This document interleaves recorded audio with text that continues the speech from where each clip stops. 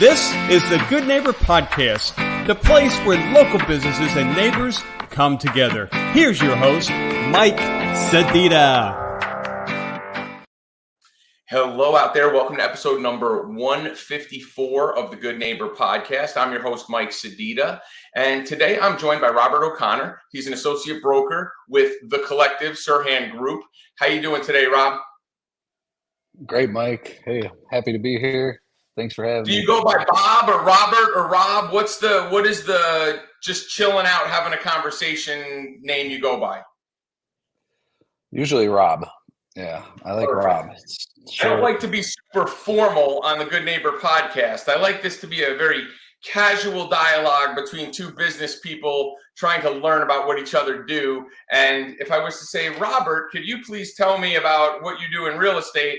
It just sounds very formal and regal. And we have too much of the royals on the news lately. I would like to keep it a little bit more casual if you're okay with it. Yeah, that'd be great. So just so you know what the Good Neighbor Podcast is, what we do, why we do what we do. The Good Neighbor Podcast was started in 2020 during COVID as a way for business owners and people that are in the community to get their message out to the community, the residents, the people in the surrounding area while still remaining socially distant. From that, the Good Neighbor Podcast in the last 4 years has grown into a national brand. So we have podcasts in Atlanta and Denver and Philadelphia and all over the country.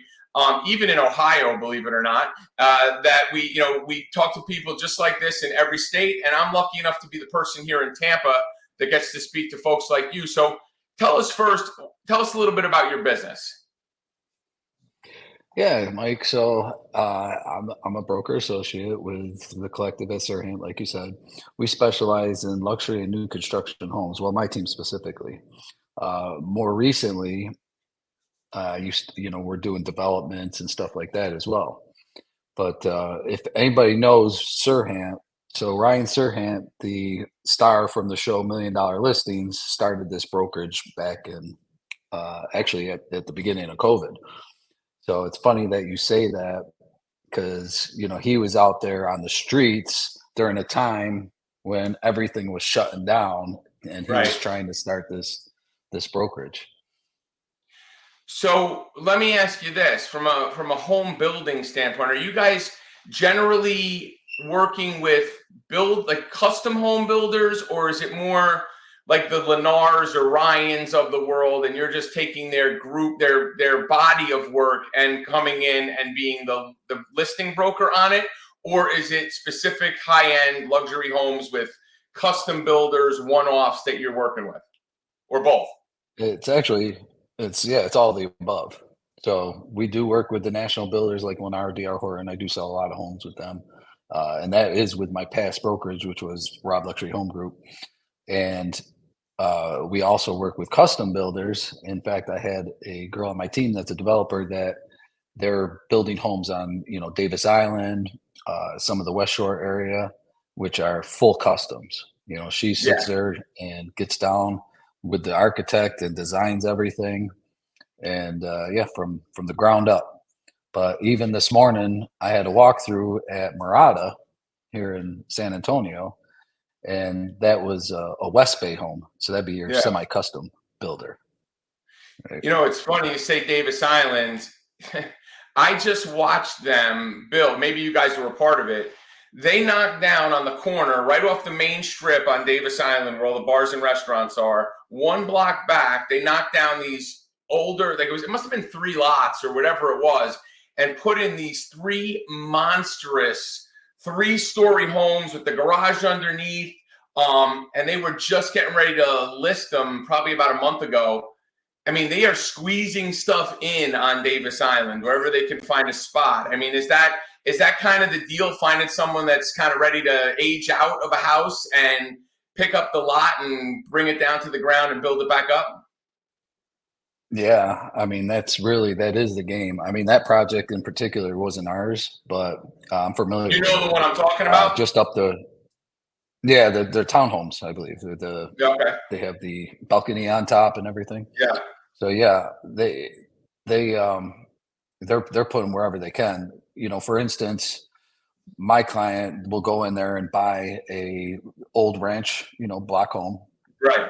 As long as the lot is big enough, but you need, maybe 10,000 square foot, and build a, much larger 6,000 square foot luxury home. But that's just one of the things we're doing. But it is hard getting people to move out of there because they like Davis Island. Some of them have been there since day one. Yeah. 35 years, and they don't know where to go. Right. So they're used to the convenience of being right there. Although, if you ask me, I mean, this is my personal opinion, I don't see the draw of Davis Island. Like, if you need to go to Publix, you got to go off the island just to go get to the supermarket. If you get to the end of the island where the airport is, it stinks. It smells awful. So for me, and this isn't a promo for, I'm obviously not, I don't work for the Davis Island Tourism Board. I think there's so many other beautiful places in Tampa other than Davis Island. But I get what you're saying. In New Jersey, growing up, what they called those homes, they were called McMansions, which where they knock them down to almost like a one retaining wall. And New Jersey, the place where everybody gets some sort of workaround to make sure they don't get in trouble, they would knock the house down to one retaining wall and build everything around that retaining wall, so they didn't have to redo the tax code on the home and have a new tax bill on a 6,000 square foot. I mean, talk about shady places to do anything is New Jersey. But that was they're friends of mine, people I knew who were builders. They buy a lot with two houses on it, knock them down, leave one wall in there, and build the foundation around it so that they could build up from that original thing. It just so many things to do. And, I mean, I like personally, like some of the neighborhoods that are in that 30-year-old range, but they're actually like communities, like Tampa Palms is nice because it's all grown in. Like some of the newer things, like up where you're talking up there, Murata, it's beautiful. It looks like a resort. Like Epperson Lagoon looks like a resort, but it's so new. There's like no trees. Like you come off Overpass Road towards Epperson, and it's like a desert. Like it's just flat. It's wide open. It doesn't feel like a community. It feels like a resort to me. Yeah, no, I get it because I too moved from Arbor Green, which was, an established neighborhood right along. Yeah, same thing. Well, they're like the, early 2000s. Yeah. And the trees and everything, all of that mature landscape is beautiful. And I went and built a house over here in Live Oak, and I hated it because that same reason. There was no, no trees, It was just wide open. But it's funny you say that because I was just talking on Monday night to some people I met at the church, and they were saying the same thing. They wanted to buy in Hunter's Green when it was new, but they couldn't see it, right? They couldn't see the mature. What it was going to be. They end up buying in Tampa Palms, which was, at that point where it was newer, but it was still, more established, more mature landscape. Right. So how long ago did you live in Arbor Green? I left in 2012. 2012. And then you went to Live Oak for a while? Yeah, I built the home there. And now are you up in San Antonio now? No. I'm still in New Tampa. You're still in Live Oak? I can't get. Yeah, I wanted to be up there, but I can't get my wife to leave. So she loves the New Tampa area, and she's used to it. It is nice. 2008. It's nice over there. I mean, it's just I lived in Quarry Lake for a long time, which is right down the street from you, and I do work in Arbor Green, Hunters Green, and Quarry Lake. But Bruce B. Downs is crowded enough, but Cross Creek Boulevard is like, it's awful. Like, depending on what time of day you go there, you could just sit in traffic between the schools, and like it's just, you get stuck. You got to time when to get out of there and get back in. Yeah, it can be tough. So let me ask you this: for you personally, have you always been a real estate guy? I mean, when growing up, did you want to do real estate, or is this kind of like a second life? This is a second life. Yeah, this is actually a full second career. What did you do before I was in the casino. I was in the casino business for 26 years. And in fact, that's what brought me to Tampa. Was When I they were was opening working the Hard on Rock? some yeah, so I helped open that. I opened 6 casinos in my time. Started at 19 years old as a blackjack dealer and worked my way up through the ranks all the way up to a casino manager at one point. And Just yeah, got burnt out? well, it's tough hours and everything. I actually moved up to New York, back home where I grew up, for about a year. So I sold that home in Live Oak, moved up there to my father was diagnosed with leukemia. So I went up there to help, take care of him and everything, and then Right. worked up there for a little while. And then when I was looking to come back to Tampa, which I love Tampa, I missed it the whole time I was there. Was I was like, well, do I really want to go back in the casino business or maybe try something else? So I had a great experience selling my Live Oak home with a local realtor here that's a well known, and I was Give like, their dude, name. Give a I plug. You was want to give a plug for your realtor? sure, yeah, sure, his fellow realtor and kind of somebody that I looked up to and influenced me in becoming a realtor was Doug Bohannon and the Okay. Bohannon team, and yeah, so I was encouraged by that. I started taking the classes while I was still in New York online, and actually passed the the classroom exam there. And at that time, I moved back to Florida into Tampa and got my And license what here. year Took was my that? state. That was in 2018.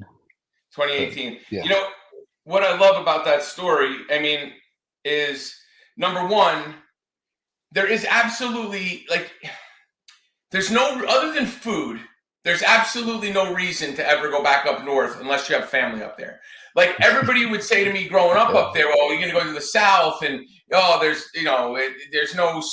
no good food. There's everything's cheap, and blah, blah, blah." There is no comparison to the life people live here versus there. There, I just had this conversation yesterday. Living in the Northeast is a rat race. You just go, go, go, go, go. The weather stinks. Everybody's in a bad mood. It is that constant just dredge. And then here, you look out your window and there's palm trees, or you drive past Epperson and it looks like a resort. It's just a different lifestyle to live down here. Now, with food, that's a different story. I try to go up once a year, gain my 5 pounds by eating every place that I want to go that I haven't been, and then I come back.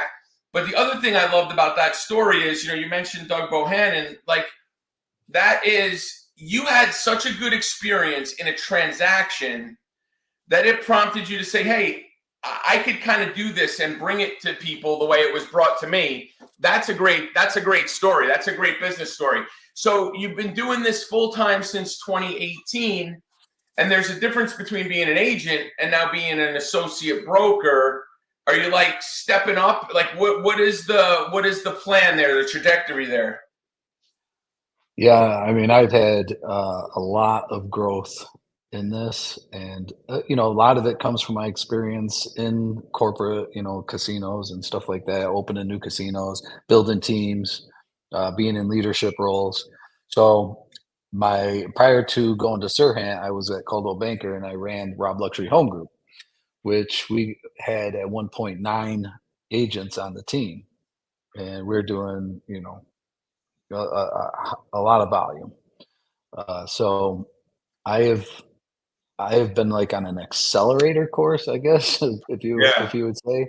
I've surpassed many agents and uh, brokers that've been doing this for 20 plus years in a very short amount of time. Now, I know you may not be familiar with Sirhan, but Sirhan is the most followed real estate brand in the world, and to be brought on to Sirhan, they don't just take anybody. It's a You have to earn your way onto it, So, and they're looking for a very specific type of person. so Not some. Go ahead. let me ask you a couple questions on that. So number one, do you need to be an associate broker to be like, do you need to have gotten that next level of licensure? Like an associate broker means you're going to be a broker at some point. Do you need to be that to get part of the collective? That's number one.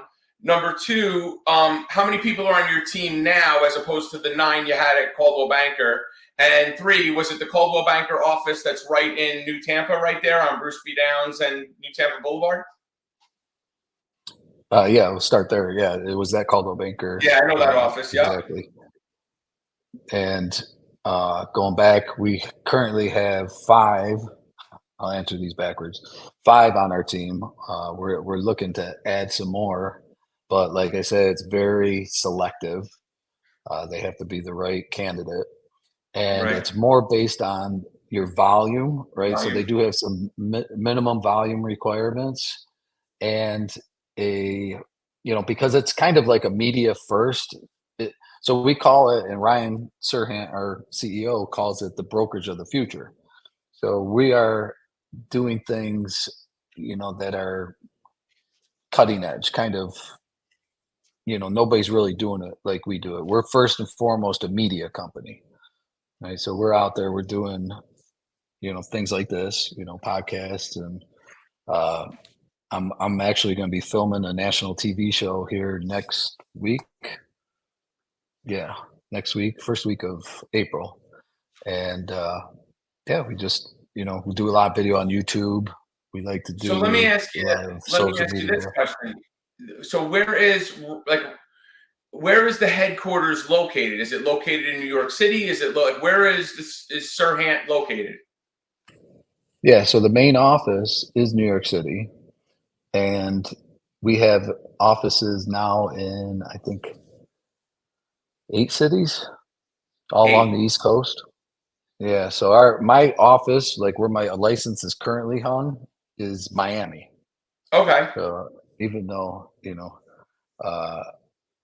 but we are looking to open flagship offices, throughout the state. But right now it's been opening one office in each state and then branching out from there. So I didn't need to be a broker or associate broker to be on Sirhan. I was already on the path because that was kind of the plan before this opportunity came about, was to open my own brokerage, was basically to transition Rob Luxury Home Group as a team into its own brokerage. So let me ask you this question then. If there's currently your license is housed in Miami, is the goal to open a Tampa location specifically? And then secondarily, you're looking to add people to the team. Like if I'm a real estate agent, other than the technology and the media and all the stuff that you guys do to try to grow the brand, why would I switch from brokerage A, B, or C that's out there, the other guys that are out there, besides just the money split? What would be there another? I mean, is that the only reason? I mean, how does that work? Well, yeah, the money split would be probably your last consideration. Like if you're in real estate and you understand the brand and what it brings, and especially like everything that's going on now, you kind of need that leader that is outside the box thinking. He thinks outside the box. He's very forward thinking, not afraid to innovate and stuff like that. So we're kind of, hitching your wagon to somebody like him. It's like, to me, it's like hitching your wagon to Elon Musk back 12, 15 years ago, right? And getting in that spot. So we're early, and I believe we are the best brokerage out there. I mean, I would. Okay, but so like to my question, like I want to understand, like if I, full disclosure, I have my real estate license. It's been I've had it since 1995. I never really used it because real estate wasn't really my thing. But if I'm a broker and I'm with agent brokerage A, other than attaching to a celebrity that's got the name recognition, there's a lot of other brokerages that have. I mean, you said Coldwell Banker, for example, has been around for 100 years. Century 21. I mean, there's a lot of name brand people. Besides the technology, is there a reason why I would say? Is it just the opportunity to get in on the ground floor? Is there profit sharing? Is there some sort of thing that, like, when you looked at it, were you like, man, I got to go because of this? Yeah. Well, first, it goes back like a year and a half ago, like November 22. I was invited to New York to have a dinner and a mastermind with Ryan in like a $250 million penthouse, which was the highest listing out there. Now, a lot of times, like I get where you're coming from. Sometimes brand really don't matter, and I could go to any brokerage and still, Right. If you're do good, well. if you're And that's why I selling, considered, yeah. yeah, that's why I considered open my own brokerage. But Right. really, we have one girl that has been on. It depends on too what you're trying to build, what your ultimate goal is. There's some people like it may not fit for them because they just want to be the neighborhood realtor and you know do that. They're comfortable. They don't have that drive and want to build something really big. I'm the opposite. I I want to build something really big. I didn't get into real estate just to, make a good living. I came in to really make an impact, not only for myself and my family, but also in my community, in Tampa in general, like kind of finding ways to give back to the city I love. So it's got a little to do with that. And it's got less to do with splits or even, I mean, the name recognition helps because since joining, I already have connections in Dubai, New York, obviously, and many of the other places we are, including, some of the luxury agents throughout. And people in the industry look at a Sirhan agent different because they know you you didn't get there by mistake. Like you had to be accepted.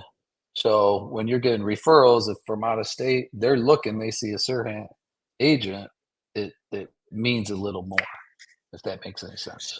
So yeah, so what I was going to ask you is like, so I'm assuming having connections in New York and Dubai is if someone's an international buyer that wants to be in this market, you're getting those, you get that kind of connection.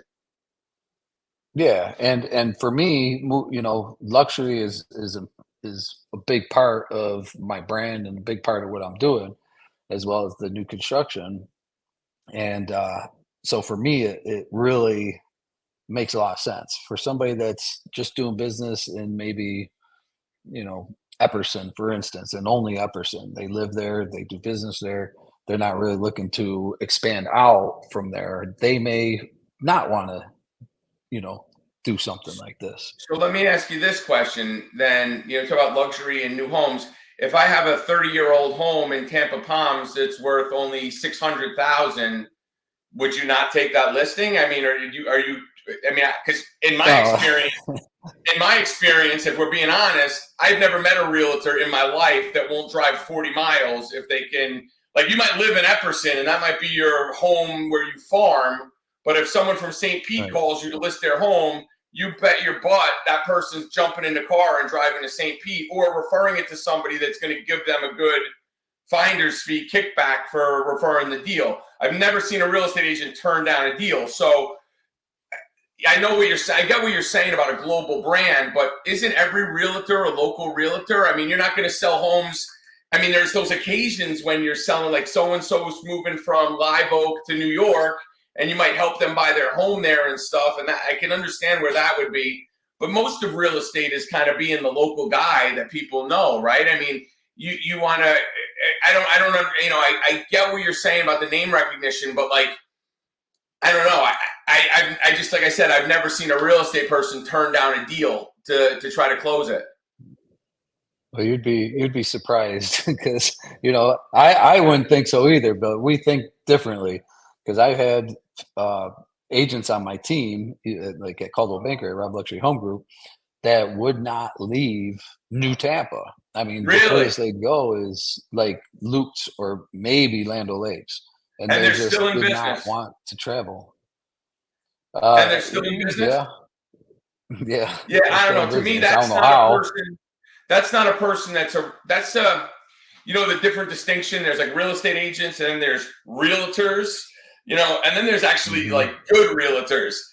that sounds like a person who does it part-time or is retired or does some other job on the side, because that's not someone who's hungry for business. That's not a business person for sure. So that's kind of what I'm getting from you is the Sirhan Group it's besides the real estate, it's business folks, it's the media, it's people that are looking at this as globally, as the real estate market as a global thing and not just a local thing. Yeah, and that's part of it. But I do like locally, going back to your question, $600,000 house. Of course, I'm gonna, be interested in listing that or whatever. Especially it's in my backyard in Tampa Palms. But I mean, I'm that type of person. I'm gonna do that. Whatever. And even still now, I'm working with some people that are in the $300,000-$400,000 Right. range, and that's okay. I enjoy. It's not saying I won't take that business. No, I Right. actually enjoy accomplishing. Especially like a first time home buyer or something. I just closed on one at Two Rivers last week, and my client is a New York Yankee coach. It's his first home. He's a position coach, so he's not making a ton of money. He's just. Yeah, I was going to say, why is he in Two Rivers then? If he's Yeah, you'd be surprised. Well, these guys are like position coaches. They're not making the big bucks Yeah. that some of your regular coaches are. But anyway, it was his first home. It was just a hair under 400,000, and just to that sense of accomplishment and Right. and the feeling that you get from helping a first time home buyer is it goes beyond the money. It goes beyond Honestly, what I'm getting paid. Rob, that's the best home I ever sold. I was working in my real estate, and I did the same thing. I worked for Coldwell Banker, and I didn't like it because there were so many rules. If I had a commercial property or a lease or any other thing that wasn't straight residential, I had to flip it to somebody else within the Caldwell Banker world, which I didn't like. I want to handle it all. I'm the same way as you.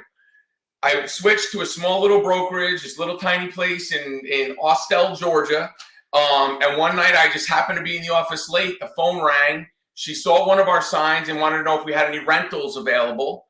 And just having a conversation with her, she's a single mom, thought her credit wasn't good, thought she needed $50,000 to put down on a house, didn't understand.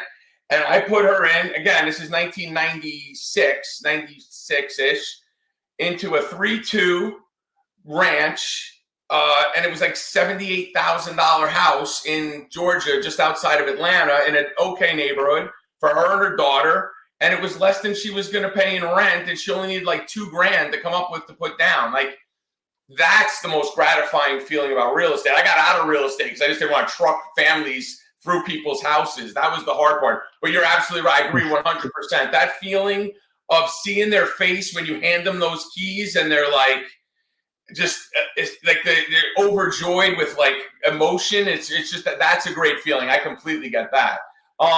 Let me ask you this. Real estate is numbers and it's competitive and there's all sorts of stuff going on. When you are not selling real estate, what do you like to do for fun? Oh, geez, more real estate. No, I'm an insane hard like worker. I just work all like constantly, but I do get out.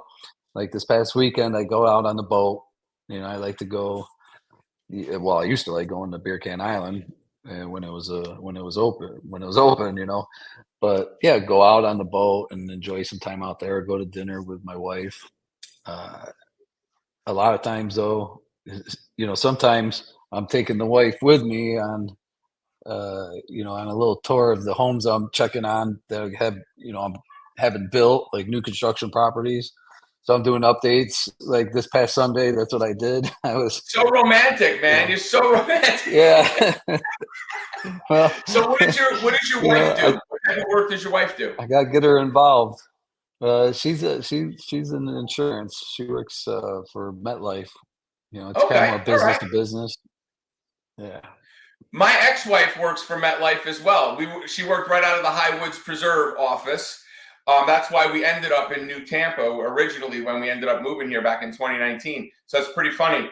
So going out on the boat, that's cool. I get all that. I liked the boat. I liked going out on it. I didn't like having to do all the stuff to clean it afterwards and do all that. I think I'm more of going to be a Freedom Boat Club kind of guy. It's just easier to rent it for the day and kind of do my thing. And yeah, I'll stop you right there because that's exactly what I do. I don't wash boats. I have no desire to own a boat. It's too much work that I don't have time for. So I do use one called Jet Ride, which is next to Freedom Boat Club. But we take off right out of Armature Works, and I mean it's that's like cool. $400 some a month. And I don't have to worry about anything. They got it gassed up when I get there. I get in it, turn the key, go, come back. You just got to pass the boat. You just got to pass the boat safety exam, right? That's it. Yeah, do like I don't think I need a captain's license, even though I qualify. It's like an online course, if I remember correctly. Yeah, there's an online course, but then they do like a in-person, like driver test.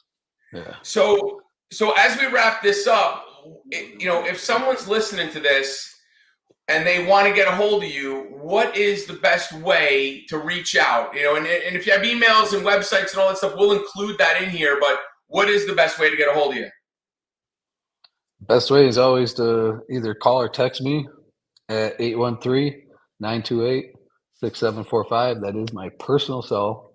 So you're not going to get, routed to an operator or anything like that. I will answer the phone. I'm not that big yet. So, no, you get me directly. And not yet. Well, hopefully it's coming. So folks, if you're listening to this and you're thinking about getting a place, the real estate market has been crazy here in Tampa for the last few years, whether it was real low inventory and low interest rates and lots of houses, lots of buyers, not enough houses. There's so many things going on in the market right now that can shift that at a moment's notice. The time now is to get a hold of a real estate agent and a realtor, associate broker, someone who's going to be able to help you with that. If you're in the market, call Rob O'Connor. His number is 813-928-6745. You will get him. There will be no automated response. If you don't get him, blow him up on text message. Tell him you need him to call. You need him to call you back. If you're in the market. Rob, thank you so much for being a good neighbor, man. Thank you so much for being on the Good Neighbor podcast. I appreciate your time. Thank you, Mike. I appreciate it as well. This was fun. Have a great day, man. I'll talk to you soon. All right. Thanks, Mike. Thanks for listening to the Good Neighbor Podcast Passcode. To nominate your favorite local businesses to be featured on the show, go to gnppasco.com. That's gnppasco.com or call 813-922-3610.